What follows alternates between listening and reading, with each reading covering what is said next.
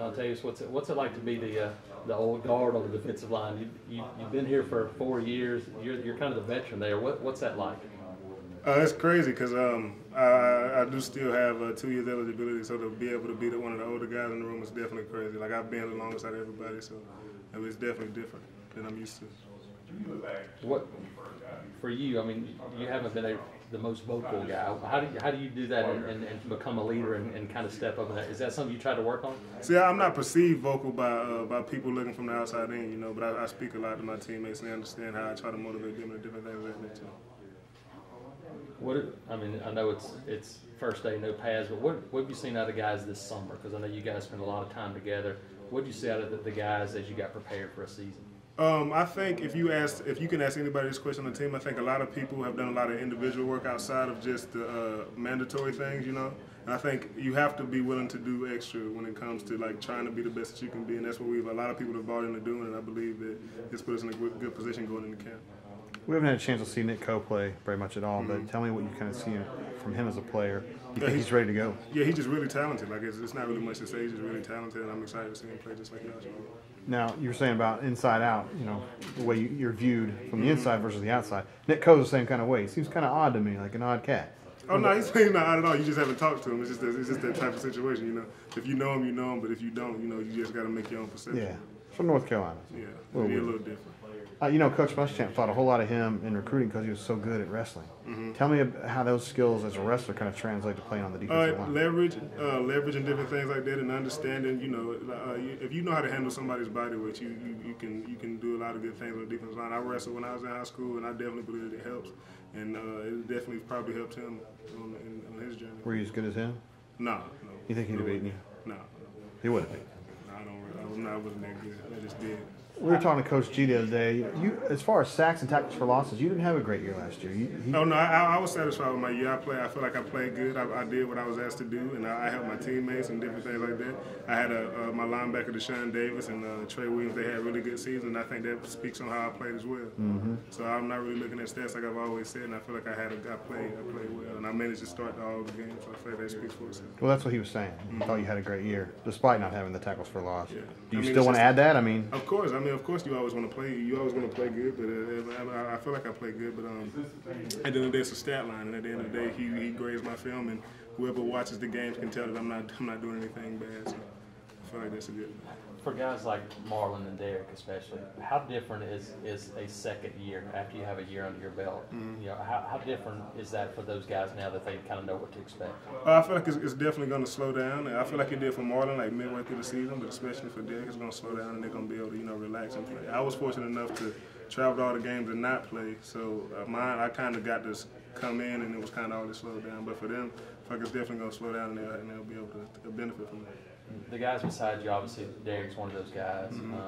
Andrew, Byron, how do you feel like this group stacks up? Because everybody talks about losing Montravius. What do you feel like you guys are as a group? I mean, I feel like you overlook people because you had a player like Montravius, but at the same time, those are really very talented people, and I feel like they're gonna step in and do what they need to do as far as.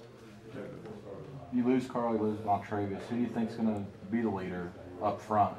Leaders in what? Off the field and on the field. Who's going to be the guy everybody turns to? I mean, from me and Marlon are two returning starters. I think that might be a way to go, but it might change the season going into just a situation like that. You ready to shoulder that load? Maybe you told your teammates, come to me? Yeah, you can say that.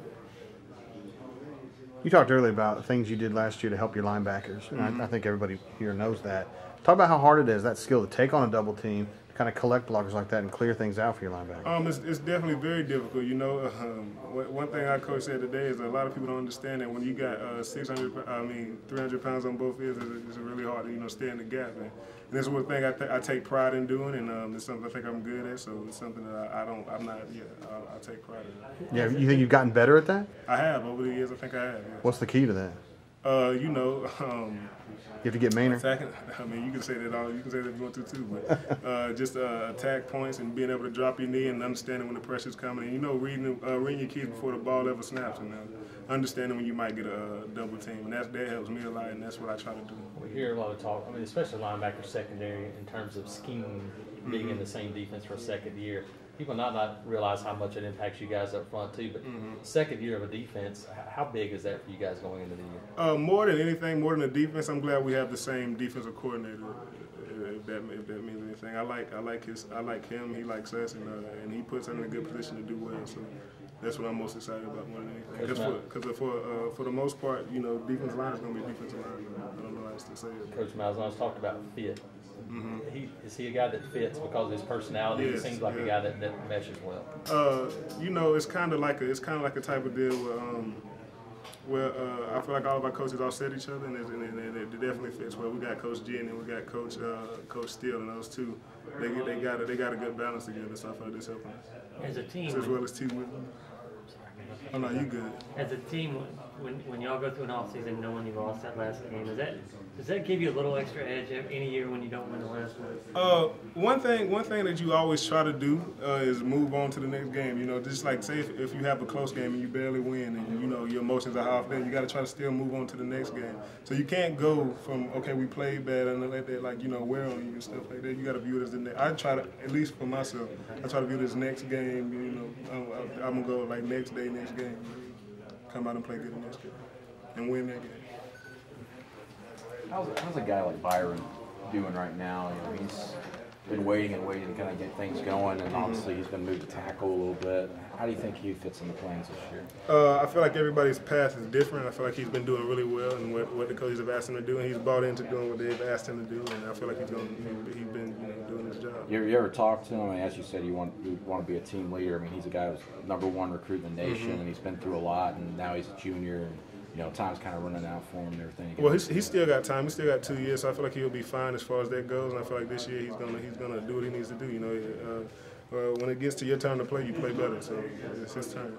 Dontavius, how much time have you spent looking at Georgia Southern this summer? Just because they do a triple option, that's just not something you guys have played before. It was kind of unsure what they did, so it was kind of hard to know what you were going to watch. But I watched a little bit on my iPad, just different things like that. What is, from a defensive tackle's perspective, what is the unique challenge of a triple option team? Obviously that they're gonna cut you most likely, and that's what I worry about, whether or not you have to back up and everything like that. And we'll go over that once we get there. But in high school it was difficult to play against, so I can imagine playing against them in college. It's probably gonna be different. You think Jeff Holland will be that guy at Buck for you guys starting out? Yeah, he's gonna be. I feel like he's gonna do real well. Going from the spring and then what you've seen from him in the summer, how would you describe him? Jeff has progressed ever since he's gotten here, and there's never been a situation of he can't do it. He's just Carl was here, so now it's his turn, and he's ready to step in and do what he needs to do and help us as a team. So you think he knows that? That's been the talk. Oh yeah, he's always known what his job was in his position, And you talk about Carl when on the third down situations, Jeff came in also, so he was well respected as far as his ability to rush the pass and stuff like that. So I feel like he's just as good as Carl was in all those aspects. What do you think? Derek is still trying to pick up. Pick up as far as just playing line and knowing all the intricacies of everything. Like I said, it's gonna slow down. And he needs to calm down, and I think he's gonna be able to do it in the second year, so he should be fine. Dontavius, how does the defense replace 4 NFL draft choices and still get better? Well, if you look at it, like I said before, we had a lot of talent in a lot of different positions, and like with Carl, we had Jeff. And with Rudy Ford, we have Daniel Thomas. With Mon, we have Derek and Andrew. So it's like they're stepping out, but we have players stepping in that's just as capable. So I feel like we'll be fine. What's it been like kind of getting to know Big Cat and TD? Do you guys that want to come in and contribute? Yeah, Big Cat's a funny dude, yeah. When freshmen come in, you kind of mess with them a good bit. So that's kind of what I've been doing right up now. So.